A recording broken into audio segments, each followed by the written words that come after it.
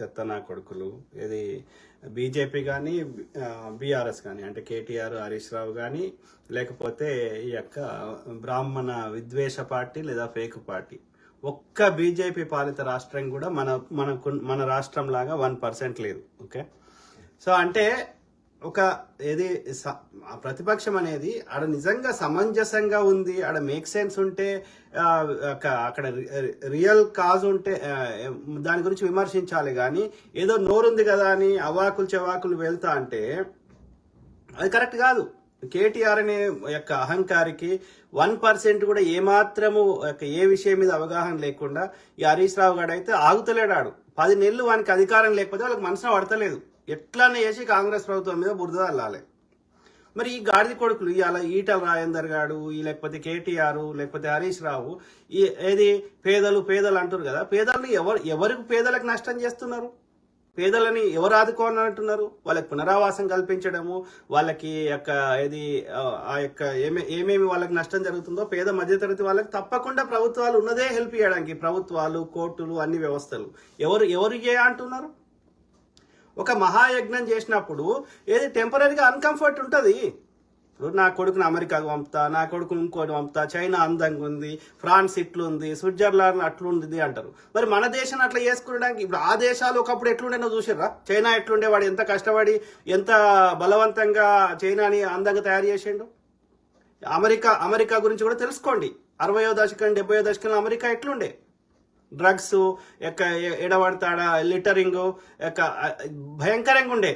మరి ఎట్లా వాళ్ళు కష్టపడి చేసుకున్నారు? ఈ కష్టమైంది టెంపరీగా. మరి ఏది ఉట్టిగా రాదు కదా.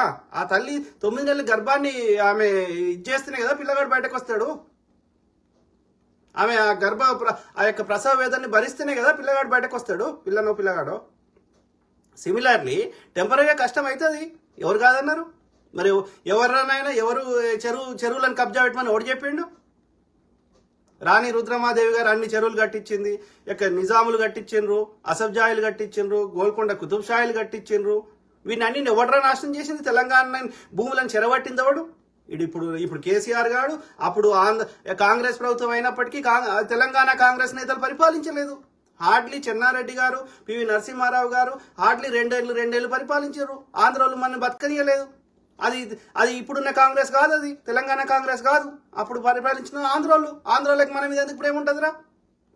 కాబట్టి వాడు ఎక్కడ భూమి దొరికినా కబ్జా పెట్టిర్రు.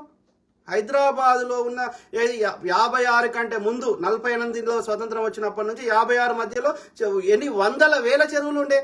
హైదరాబాద్ పేరే భాగ్నగర్, పార్కుల నగరం. కుంటలు, చెరువులు ఇలా ఒక్కటని ఉన్నాయిరా.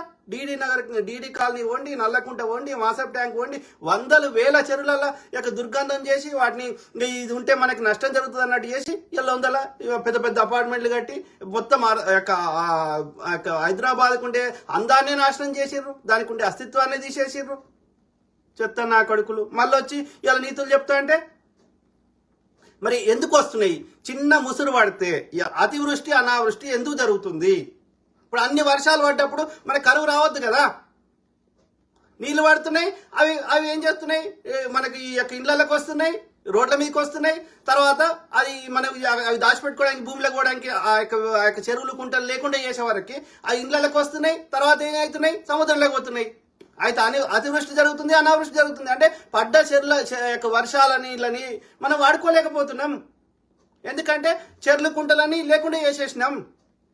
చెర్లు కుంటలు ఉంటే అవి నీళ్ళని హోల్డ్ చేస్తాయి, దాంతోపాటు అవి భూమిలోకి పోయేటట్టు చేస్తాయి. ఎవడన్నా బోర్ వేసుకుంటే పడుతుంది, అనేక రకాలుగా లబ్ధి చేకూరుతుంది.